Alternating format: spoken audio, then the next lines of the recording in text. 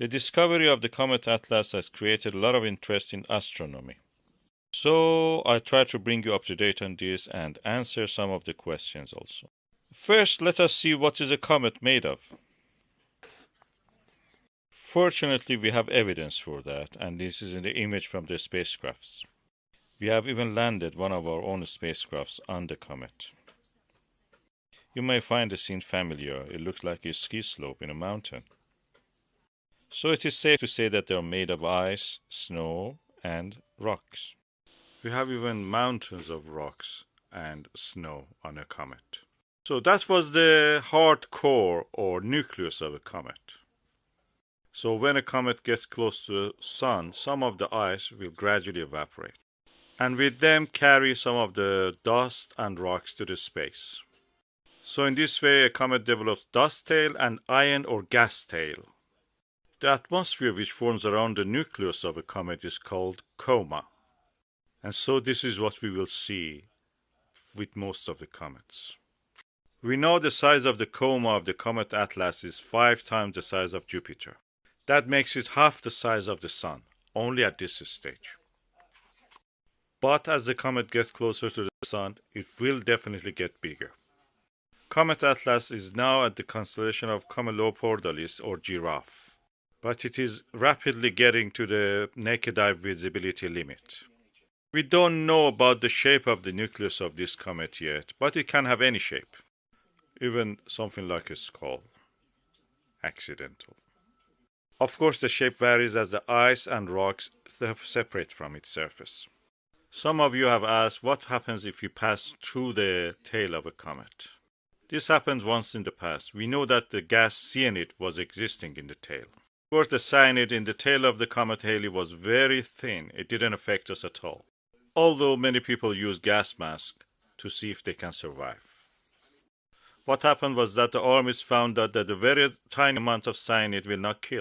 So they used it massively in the thicker and denser amounts. This led to the death of millions of the soldiers in war. I hope such a thing will not happen this time.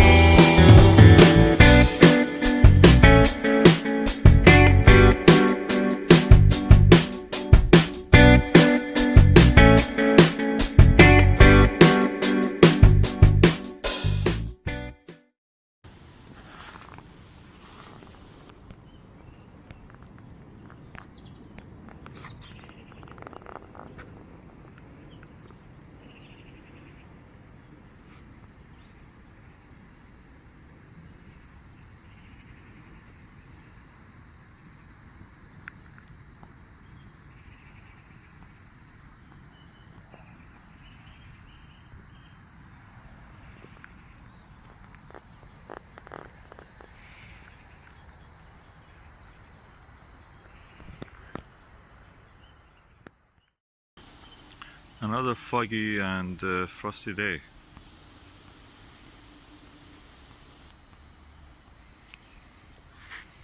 And the sun beautifully shining.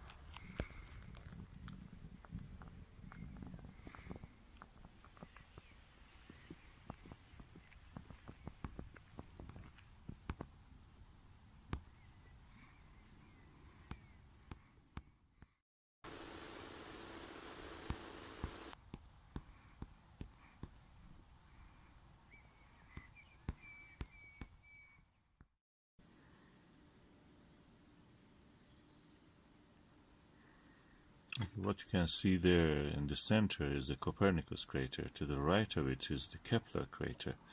And the dot, tiny dot to the right of that Kepler, near the edge of the white area, where the down to it a little lower is a black dot, that's Grimaldi.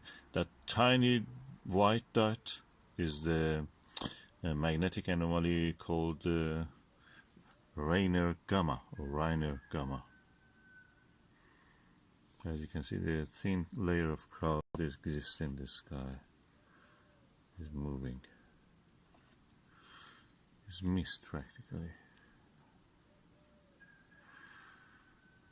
And yeah, the Italy-shaped area to the top is the Jura Mountains,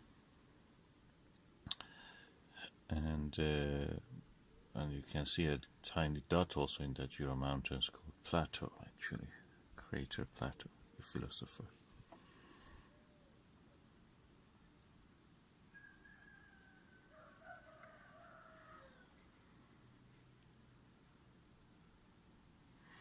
The bright dot to the 2 o'clock in this image, if you imagine the top part is 12 and the lower part is 6, at 2 o'clock of the image, in the middle of the, in somewhere in the black patch, the white dot is Aristarchus, and the area around it is Aristarchus Plateau, the volcanic area.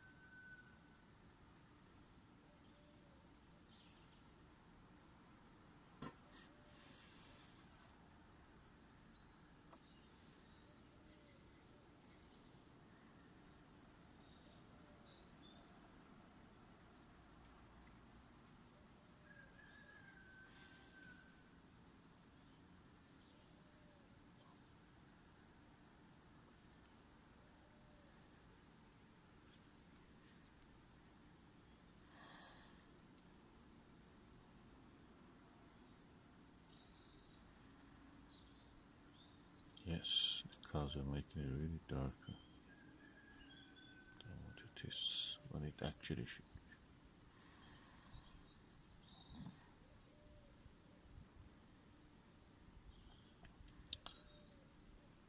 be. Yeah, and the circular feature, black circular feature on the top at 12 o'clock is the big black circle, is the Mare